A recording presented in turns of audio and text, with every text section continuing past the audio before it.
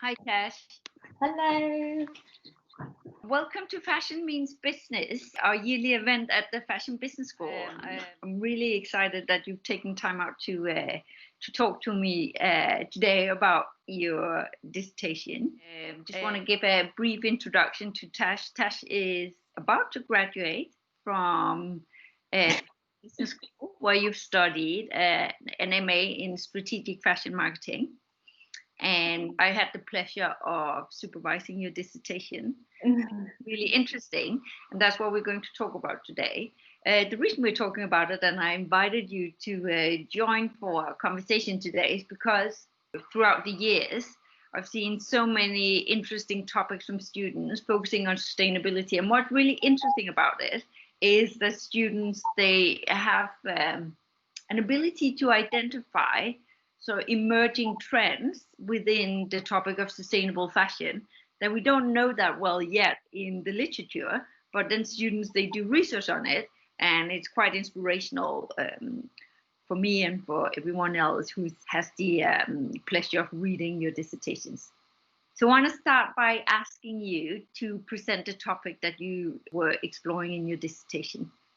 So firstly, thanks for having me. It's so nice of you to have asked and taken an interest in my dissertation. So I was exploring the attitude behaviour gap in sustainable fashion consumption, but I was focusing on exploring moral norms as an opportunity to minimise the gap. And so for those who don't know about the attitude behaviour gap, it's the idea that there's a discrepancy between what people say and the way that they behave in relation to their fashion consumption practices and habits. So although there is a lot of interest and an increased interest in recent years from people, consumers, about sustainability in fashion and an increase in concern, the way that they are continuing to shop and purchase isn't quite aligning with what they are stating and saying that they're concerned about. So I focused on the influence of information and specifically information regarding health and how health, which to do with how the fashion industry is impacting not only factory workers' health, but actually health beyond that. So to do with water pollution, water usage, the chemicals that are making their way into our waterway systems. So yeah, that was kind of the interesting focus of the dissertation. Yeah, it was really interesting. And as I said, it's quite a new topic. We haven't seen that much research exploring the health implications that the fashion industry has on consumers. So we tend to explore health implications, obviously, for people working along the supply chain, which is important. But would consumer mindset shift if they were aware of how traditional production of garments impact or potentially impact their own health? What you and I have discussed a lot is that if something is close to us and we are directly impacted, it has a tendency of changing our behavior to a high extent of something that we're not necessarily able to experience ourselves. Yeah. A really interesting topic. Another aspect of your dissertation and the research you conducted that I was quite interested in was you applying your knowledge from previous studies. I don't know if you just want to talk a little bit about that. Yeah, so my undergraduate was very different to my master's. I studied politics and philosophy. And so with your influence and your guidance, we thought it would be interesting to kind of combine my previous studies with my dissertation topic. So exploring the concept of morality, moral norms, moral ethics, which was a big aspect of my previous studies. So yeah, so looking at the idea of us as individuals, how we view things as perhaps inherently right or wrong, whether they're considering the practices that are going on So yeah, that was a big facet of the dissertation, looking through that moral lens. And some interesting opportunities there if we want to change consumer behavior, exploring it from that lens. What inspired you to choose this topic? I always knew from the get-go when I started my master's that I wanted to focus on sustainability. The way things are in the fashion industry at the moment, I think it would almost be naive to ignore. And so I knew that I wanted to focus on that. And then the more sort of research reading that I did, I found it really interesting that people were interested in the topic. But then when you dug a little deeper, people weren't always able to, or just weren't following through with what they were saying. I wanted to explore that. And then, as I mentioned, we sort of picked up on what I'd previously studied, thought that that would be an interesting and new sort of lens to look through. So the gaps that were sort of in the literature, the more that I read, were how this whole moral aspect hadn't necessarily been explored in the way that I was going to be looking at it, and also the information about health. People are aware that there are some pretty nasty effects happening to the workers in these factories, in these garment factories, but the wider scope of the impact people aren't necessarily thinking about or don't really associate as potentially affecting themselves. And I thought that that would be a really interesting thing to explore as a way of minimizing, because take, for example, food and how people think about how organic food is better for them and how they want to make sure that what they're putting into their body is it's good for them, and God forbid that it would be affecting their health.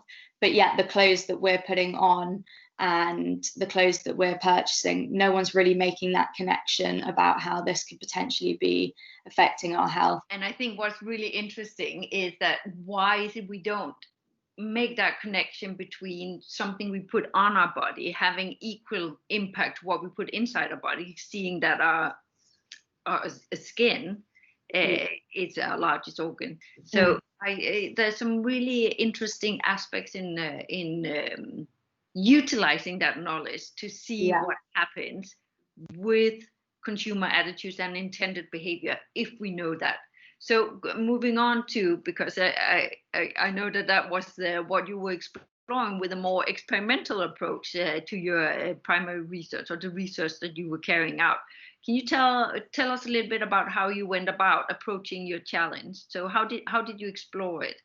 I thought it would be interesting to ask half of the participants for the interviews to watch a documentary called River Blue, which is largely focused on how the fashion industry has been negatively impacting the waterways and the extent of the water pollution from different garment factories throughout the world, so focusing mainly on Bangladesh, China, India. So half of the participants watched this documentary before our interview, and then I was exploring whether there was a difference in the way that they were responding to my questions throughout the interviews, whether they had picked up on certain, so mainly the information about health and how this was affecting people's health, because that was explored throughout the documentary. So yeah, it was a subtle, I was trying to subtly look at whether this type of information and this format of information through watching a documentary impacted the way that they were thinking and potentially would then behave afterwards. Did it impact them? So it was interesting. As I said beforehand, everyone that I was interviewing had a stated interest in sustainable fashion beforehand. So across all the interviews, there was an interest, and obviously differences in the answers for sure. But I'd say the main thing that what I found was that a lot of people, as sort of I'd thought might be the case, weren't really aware of the health implications, and not only potentially on themselves, but even on the factory workers. They weren't that aware of the extent of these issues. And the individuals who watched the documentary definitely then afterwards felt a lot more strongly about the fact that this information needed to be shared and people needed to know more about these issues. So I'd say that was probably the main finding, was that there was a definite impact of this knowledge, because they then therefore felt that this needed to be shared on a wider scope, because they admitted that they really did not know a lot about this beforehand. No. Can you tell me a little bit about what you discovered otherwise? Were there any interesting findings in the research you did? Yeah, definitely. It kind of was split between the barriers to sustainable consumption, the influence of knowledge, so what I was just talking about, and then also the moral aspect, and how I sort of discovered that there appeared to be a really like ingrained moral consideration from my participants in when they were consuming fashion. So even though they hadn't explicitly stated, "Oh, I'm thinking about fashion in this way," the way that they were talking about how they were feeling when they were consuming unsustainably, etc., was very it inferred a big moral aspect. What I did find was that although all of these individuals had an interest in sustainable fashion, perhaps unsurprisingly because of the focus of the dissertation, they did admit that they were not always following through with what they had stated that they were interested in making sure that they were consuming in a sustainable manner, but it wasn't always the case that they were doing so. And that as a result, they were feeling very guilty about their behaviours, and they were left with sort of negative feelings. Also to do with the health implications, it was very clear that if information was directly related to themselves, so if they were to find out that the clothes that we're putting on might have a implication on your health, they were really interested in knowing about this, and they were pretty confident that that would impact the way that they were consuming, because that whole idea that if it is directly affecting me, and also they were slightly embarrassed about this. So Tash, my last question to you relates to your findings and what implications are for the fashion industry or for fashion consumers. Can you talk a little bit about what your recommendations were based on the research you did? Yeah, so from the findings, as I mentioned, there were some really interesting things that I uncovered. So my recommendations for the fashion industry, there were a few, because there's definitely room for improvement. But I think, obviously, considering the main topic of the dissertation, I was thinking about how fashion brands can market themselves in a way that could potentially minimize this attitude behavior gap. And considering what I'd found out, there was definitely a case for them marketing themselves in a way that was going to appeal more to these moral norms that I had discovered were definitely prevalent in the responses. So how they could sort of show what was definitely wrong within the industry, but also the responses had spoken about how they were getting tired of hearing about the negative impacts and how everything, how they were doing so, the fashion industry was doing so badly. So they wanted to know how specifically they could do their part to make things better. So information, clear, measurable information about what they could do to, as consumers, to improve their purchasing habits, and how by shopping at this specific brand they were positively impacting on things.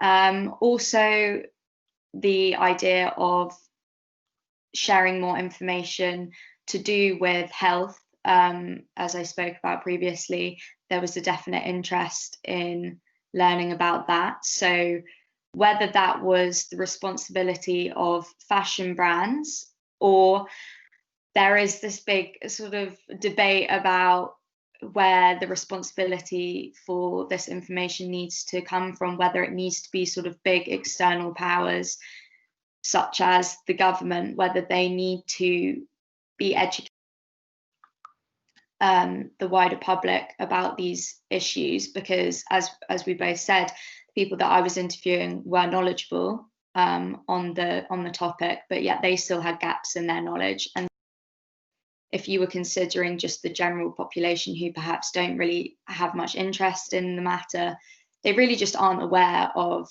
the extent of the impacts of the industry. And so it very much could be the case that we need bigger external powers to really come in and educate the public on these situations.